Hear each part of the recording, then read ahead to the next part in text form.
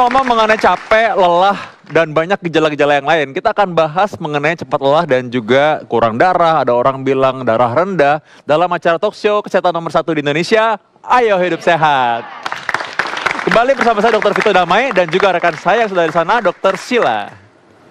Ya, sekarang saya sudah bersama Dr. Ari Fahrial, spesialis penyakit dalam, dan juga ada Dr. Johan, spesialis saraf. Dan kita akan ngebahas lebih detailnya lagi ya dok, mengenai cepat lelah dan apa sih hubungannya dengan saraf. Soalnya ada yang bilang tuh cepat lelah itu kadang-kadang harus dipijit nih. Mungkin kalau dipijit tuh agak hilang apa pegel-pegelnya. Sebenarnya hubungannya tuh apa sih dok sama saraf? Iya.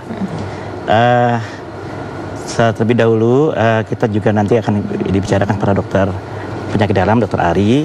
Tapi intinya terjadinya kelemahan itu atau anemia dan hipotensi menyebabkan lemah, itu kemungkinan anemia itu nanti jelas sama Dr. Ari, kekurangan defisiensi Fe, kekurangan asam folat, dan banyak yang lain nanti diterang Dr. Ari.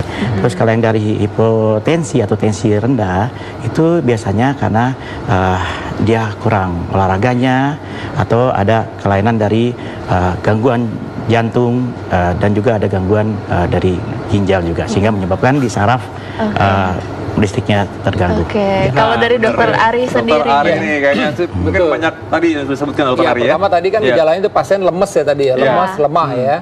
Nah, memang gejala lemes itu tuh bisa macam-macam. Artinya secara psikis orang bisa aja, aduh tadi nih karena kuliah bete gue lemes gitu. Itu mungkin belum tentu juga lemes karena dia nggak suka sama kuliahnya satu. Tapi juga lemes bisa karena suatu proses penyakit. Apalagi tadi berhubungan cepet capek misalnya. Nah cepet capek ini kita mesti lihat juga cepet capek ini karena faktor psikis atau memang misalnya dia biasanya nggak apa-apa tuh, misalnya jalan pagi 15 menit setengah jam. Tapi kok sekarang jadi lemes misalnya nggak kuat. Nah, jadi ada faktor-faktornya memang. Tadi udah mulai dibuka, apakah ini kurang darah misalnya. Di masyarakat itu istilah kurang darah ini bisa macam-macam. Jadi kurang darah disangkanya nih anemia misalnya kita bilang tadi kurang darah. Atau tekanan darah rendah dibilangnya juga kurang darah juga. Nah ini memang yang harus benar-benar diketahui oleh masyarakat. Ada dua hal yang dua-duanya sama darah. Yang satu kurang darah karena Hb kita rendah jadi anemia. Yang satu lagi tadi itu memang tekanan darah kita itu rendah. Jadi tensinya itu rendah. Tadi dokter Akbar udah mulai nyinggung tadi ya, dokter Johan tadi udah mulai nyinggung. Nah tapi memang pentingnya kalau memang lemesnya itu kadang-kadang lemes itu seluruh badan gitu loh. Jadi dia lagi aktivitas nggak kuat sama sekali. Atau tadi misalnya lemesnya sebelah. Nah ini tadi nih urusannya dokter Johan nih. Kalau tiba-tiba lagi aktivitas lemes sebelah. Tapi kalau yang tadi secara keseluruhan lemes yang tadi memang kita tidak kuat jadi cepat capek itu jangan-jangan memang apakah memang Hb kita yang rendah, anemia. Terutama memang pada para ibu-ibu yang masih menstruasi ya, itu berhubungan dengan jangan-jangan memang mungkin karena sering menstruasi, artinya menstruasinya terlalu panjang atau jumlah menstruasinya berlebihan akhirnya menjadi pucat. Atau bisa juga ini penyakit-penyakit yang berhubungan dengan ambeien. Nah, jadi dia nggak tahu tuh bahwa sebenarnya ada hemoroid, ya kan, ada hemoroid. Mungkin dia makan keras atau berdarah. Ada yang berdarah yang nggak kelihatan, ada yang kelihatan nggak kelihatan. Nah, tahu-tahu dia pucat gitu. Ada beberapa pasien saya datang, tahu-tahu udah HB-nya udah 6 aja gitu. Dia nggak nyadar kan kalau lagi buang air, mungkin dia kan nggak lihat-lihat nggak diperhatiin, benar. Ada yang keluar juga di bawah ya. Iya, apalagi kan kalau sekarang modelnya kan langsung pencet aja, dia nggak lihat lagi. Saya nggak tahu apa nggak. Kita suka ngintip nggak tuh bagaimana proses kita jarang ya kan? Yang biarkan berlalu, biarlah berlalu dok kalau bisa bilang gitu. Itulah. Oke. Nah, ngomong-ngomong mengenai itu dalam masyarakat, Dokter Sheila, kayak masyarakat tuh banyak yang mereka pikir itu penyakit-penyakit adalah cara menghilangkan lelah, Dokter Sheila. Apa aja? Dan contohnya minum minuman berenergi. Jadi banyak banget ya dok ya, misalnya kalau misalnya ngerasa lelah sedikit, adalah minuman soda-soda atau minuman berenergi yang lagi hits zaman sekarang, itu biasanya kadang-kadang suka dikonsumsi berlebihan dok. Sebenarnya itu nggak baik dan banyak efek sampingnya juga kalau dari dokter sendiri. Kita mesti pinter-pinter nih masyarakat melihat, ya kan di selalu komposisinya tuh, minuman energi ini apa nih, berapa kalorinya, ya kan, kemudian berapa jumlah kafeinnya itu penting, ya karena tadi kafein bisa berhubungan dengan jantung berdebar-debar ya, kemudian kalau pasiennya hipertensi nanti jadi stroke misalnya ya kan, urusannya ke dokter Johan ini urusannya misalnya. Jadi emang mesti diperhatikan tuh, kadang-kadang minum udah gitu dia misalnya untuk lelahnya ini, makanya tadi saya bilang tadi lelahnya itu kenapa gitu loh. Lelahnya itu kenapa? Kalau lelahnya ini karena anemia, misalnya karena pucat, kurang darah, itu bukan solusi misalnya minum yang berenergi ini. Ini lelah sebenarnya kan mungkin sebenarnya memang tubuh kita tuh udah mesti istirahat. Banyak banyak kita tuh ya sebenarnya minum kafein itu hanya mengelabuhi aja gitu loh sebenarnya. Karena saya selalu bilang pada berbagai kesempatan bahwa lelah itu jawabannya itu istirahat, tidur gitu loh. Jadi nggak bisa tuh cuma sebenarnya harus tidur ya, Dok. Betul. Dan jadi masyarakat harus perhatikan dulu apa isinya. Kemudian tadi kalau ini berhubungan dengan kafein, hati-hati tuh. Kafein bisa meningkatkan asam lambung, bisa meningkatkan tekanan darah. Jadi beberapa pasien-pasien ada yang botol-botol kafein minum kopi, akhirnya stroke. Ya berobat ke dokter Johan misalnya. Itu dia bahaya tuh ya. Nah, kalau untuk tanggapan dokter Johan sendiri nih, kalau misalnya banyak juga mitos-mitos dari masyarakat yang biasanya mengatakan bahwa iya nih badannya pegel-pegel, harus dipijit. Karena kalau misalnya dipijit itu otot-otot jadi renggang, jadi rileks, akhirnya hilang gitu pegel-pegelnya. Kalau menurut dokter Johan sendiri gimana? Iya, terima kasih ya.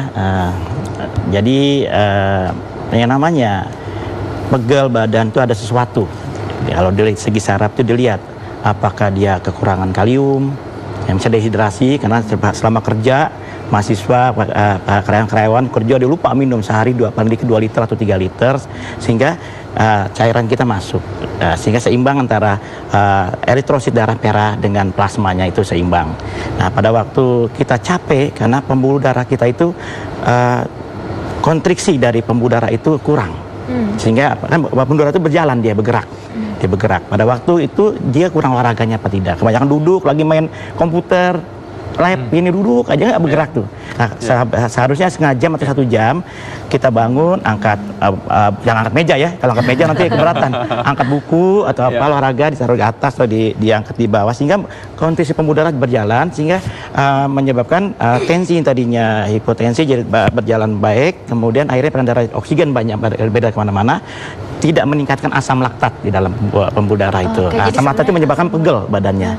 Nah, sebaiknya oksigen harus masuk. Nah, baik dok, ini terkait dengan tadi dokter udah singgung-singgung mengenai olahraga. Ada seorang olahragawan yang ingin bertanya di laman Facebook kita. Coba kita lihat apa pertanyaan dia.